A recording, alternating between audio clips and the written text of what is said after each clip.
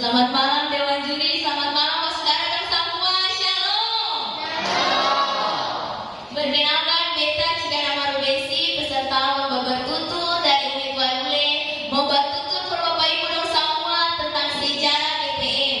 Tapi sebelum itu beta mau tanya dong mau dengar kasih?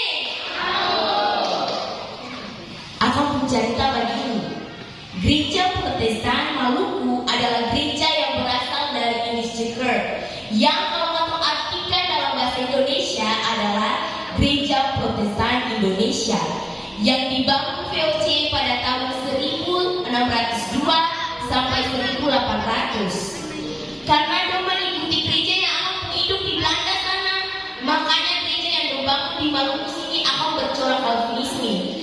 Tapi kita mau tanya dong tahu gak sih Calvinisme itu arti apa? Calvinisme itu ajaran atau paham mengenai keselamatan, bahwa keselamatan yang kamu dapatkan itu hanya melalui kamu beriman.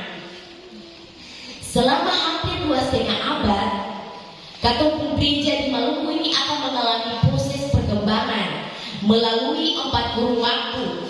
Yang pertama, dari tahun 1540 sampai tahun 1605. Katong usaha misi Portugis adalah perkristenan yang pertama.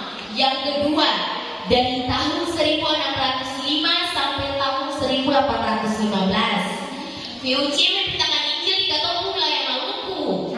Yang ketiga, dari tahun 1815 sampai tahun 1864. VOC bubar, tetapi SDG mengutus Joseph Kam datang ke Katong wilayah Maluku para memberitakan Injil di seluruh wilayah Maluku, serta bekerja sama dengan Gereja Protestan Indonesia.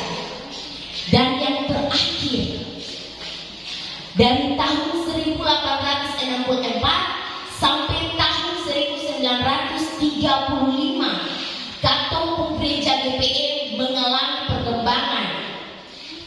Salah satu perkembangan yang terjadi dari tahun 1933 adalah dibentuk Badan Sinode yang mengadakan sidang sebanyak 3 kali, dan sidang terakhir jatuh pada tanggal 5 September 1935 yang menghasilkan beberapa keputusan, di antaranya diterima dan diberlakukannya tata gereja GPM yang sudah disahkan oleh GPI atau Gereja Protestan Indonesia, dan yang kedua, terbentuknya Gereja Protestan Maluku pada tanggal 6 September 1935.